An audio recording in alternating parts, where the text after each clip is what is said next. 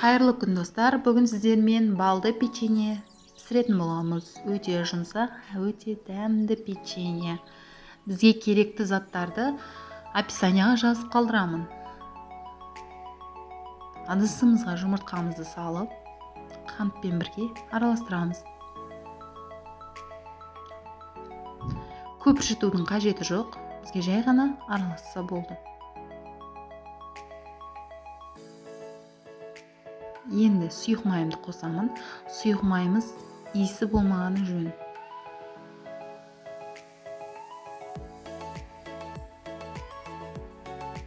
Онда араластырып, енді кезекте балымды қосамын.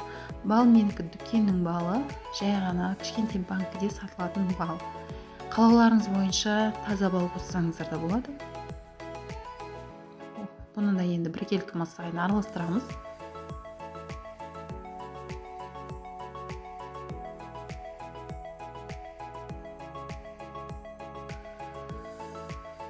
Енді разрыхитель тестамен оның жартысын араластырамын. Бірге қосып, құрғақ ингредиент тағы да корицамды саламын, бір шай қасық.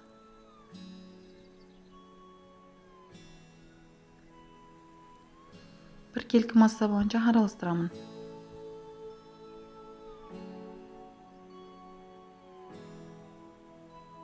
Онда әрқашанда шетіне салғанды кеңес беремін.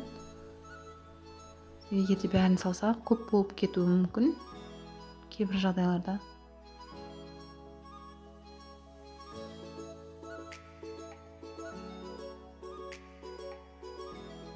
Енді қолмен егетін боламын.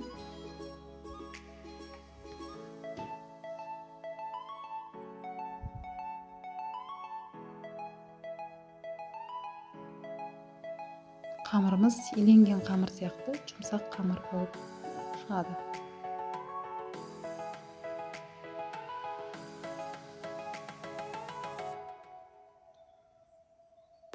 Астына ұн сеуіп, жаямыз 4 мм және қалауларыңыз бойынша өздеріңіз әртүрлі формада кессеңіздер болады. 180 градуста 12 минут, 10 минут пісіруіңізді кеңес беремін. Әркімнің духовкасы әртүрлі. Бетіне жұмыртқа шағып, вилкамен сәндесеңіздер болады, сызықтар салып. Осындай болып пісті бізде. 12 минутта мынау барлық осы ингредиентте мен осындай 3 тарелка печенье шықты.